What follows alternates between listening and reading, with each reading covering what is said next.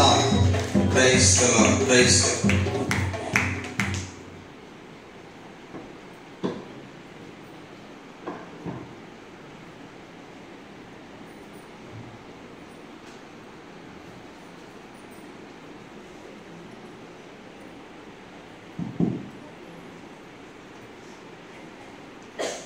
దేవుని అతి పరిశుద్ధ నామములో మీ అందరికీ నా వందనాలండి. తండ్రి, కుమార, పరిశుద్ధాత్మ త్రయేక దేవుని నామములో మొదటి ఉపవాస కూడికల రోజు మొదటి ఒక వాక్యం చెప్పడానికి దేవుడు ఇచ్చిన అవకాశం కొరకు త్రయేక దేవునికి వందనాలు. మరి విశేషంగా మన ఆత్మీయులు, మన ఆత్మీయ తండ్రి లాంటి వారు బిషప్ రెవరెండ్ డాక్టర్ కేజీ రావయ్య గారికి నా వందనాలు. చేరి వచ్చిన దైవజనులందరికీ కూడా వందనాలండి. మరి ప్రతి సంవత్సరం దేవుడు మమ్మల్ని ఇక్కడ తీసుకొస్తున్నాడు. అది ఎంత మంచి ఆత్మీయ సంబంధం మాకు మీకు ఉన్నది. మాపాల చెరువుకు మా బెంగళూరుకు చాలా మంచి సంబంధం ఉన్నది. ప్రతి ఏటా దేవుడు మమ్మల్ని తీసుకొస్తున్నాడు. ఒక్కొక్క సంవత్సరం గడిచినట్లు ఆయుష్ పెరుగుతుంది. అవునా?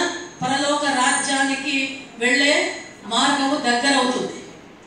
అయినను దేవుడు మమ్మల్ని ఇక్కడ తీసుకొచ్చాడండి. మీ అందరి ప్రార్థన దేవుడు ఆలకించాడు. మేము సురక్షితంగా ఇక్కడికి వచ్చాము. అయ్యగారు చెప్పారు ఎంత బలహీనతలు ఉన్నానో. మేమేమంటే మేమిద్దరం అనుకున్నాం, ఏమనుకున్నాం? చావైనా బ్రతుకైనా యేసు క్రీస్తే మనకు. మా ఊపిరున్నన్నాడు, మేము బ్రతికున్నన్నాడు. దేవుని సేవలోనే మేము సాగిపోతామండి. దానికి అండ దండ తోడు నీడ దేవుడు. అంతేకాదు మీ అందరి ప్రార్థన మాకు అండగా ఉంది, బలంగా ఉంది.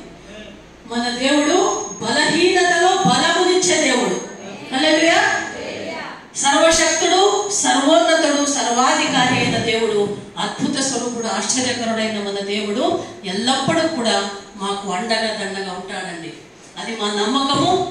నమ్మకము కలిగి ఉంటేనే సమస్తము సాధ్యము.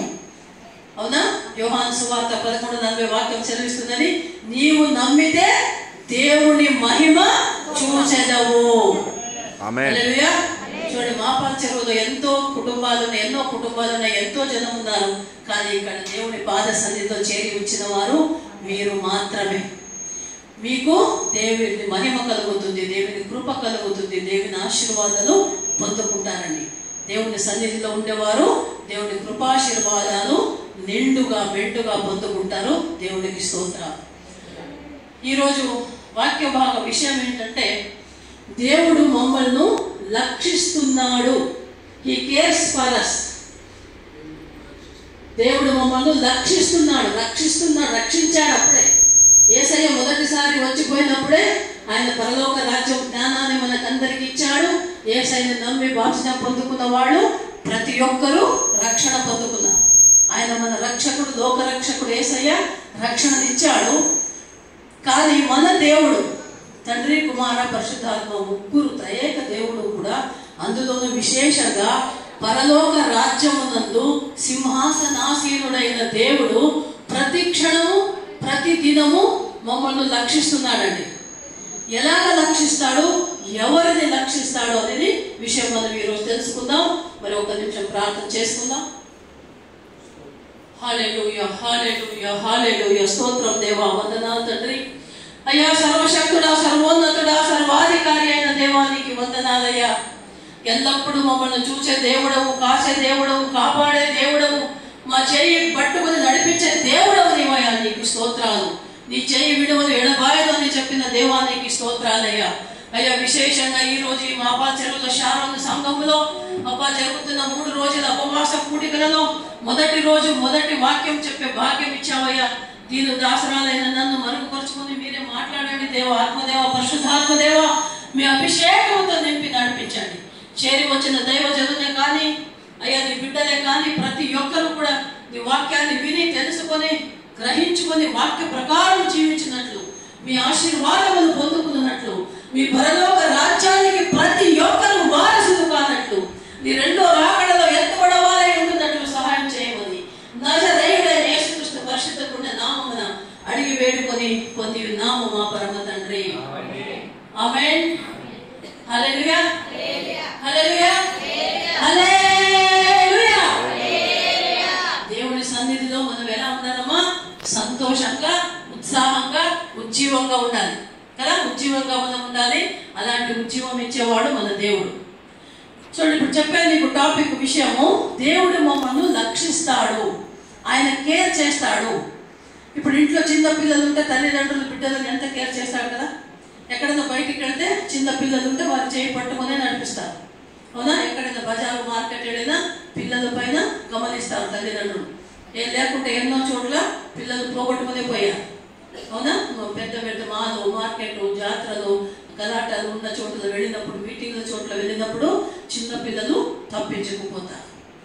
అందుబట్టి ఏం చేస్తారు తల్లిదండ్రులు తమ పిల్లల పైన చాలా గమనం పెట్టుకొని ఉంటారు, లక్షిస్తూ ఉంటారు. అలాగే పరలోక రాజ్యమునందు సింహాసనాసీనుడైన మన తండ్రి అయిన దేవుడు భూలోకమందున్న మమ్మల్ని ఆయన రక్షిస్తున్నాడండి.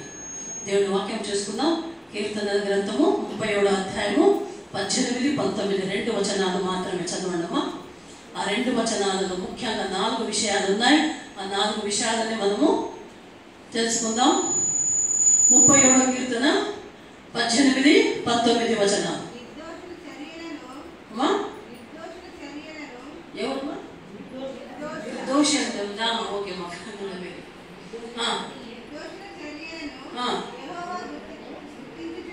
ఏం చేస్తాడమ్మా? గుర్తించుతున్నా. కేర్స్ అంటే గుర్తించుకో తెలుగు. అదే అదే ఓకేమ్మా, చెప్పమ్మా.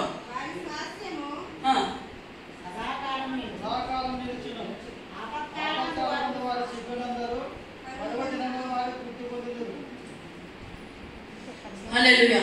ఓకేమ్మా. మా కన్నడ బైబిల్ చదివితే నా కన్నడ మీనింగే వేరే అనిపిస్తుంది, తెలుగు మీనింగే వేరే అనిపిస్తుంది.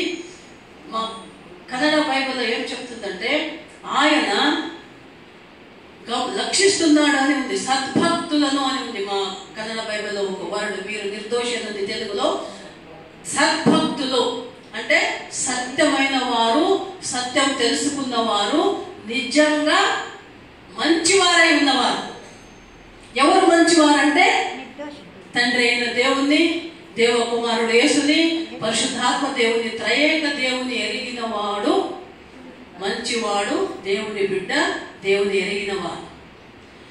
అంతేకాదు దేవుణ్ణి ఎరిగితే చాలదు, దేవుని మాట ప్రకారము మనము జీవించాలి. దేవుని వాక్యము తెలుసుకోవాలా, కనుగొనాలా, అర్థం చేసుకోవాలా, గ్రహించుకోవాలా. దేవుడు మమ్మల్ని ఏమి చేయమని చెప్తున్నాడో అది చేయాలా, ఏది చేయవద్దు అని చెప్తాడో అది చేయకూడదు.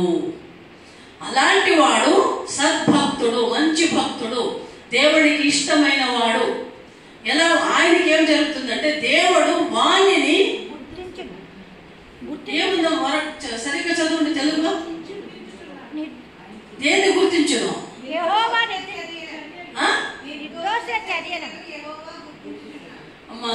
మా దాంట్లో జీవమాన వెళ్ళ లక్షిಸುತ್ತಾನೆ అని ఉందమ్మా తెలుగు. కన్నడం అంటే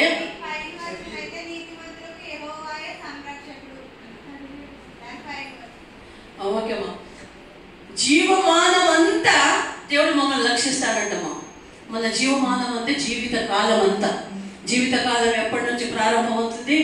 మనము మన తల్లి గర్భములో పిండమైనప్పటి నుంచి మనం జన్మించి, పుట్టి, పెరిగి, యవ్వనస్తులై, దేవుని బిడ్డలై, దేవుని నమ్ముకున్న దేవుని బిడ్డలై, బాప్తిజం పొందుకున్న వారై, మరి మనము చనిపోయేంత వరకు, మన ఊపిరి ఆగేంత వరకు దేవుడు మమ్మల్ని లక్షిస్తాడంటమ్మా.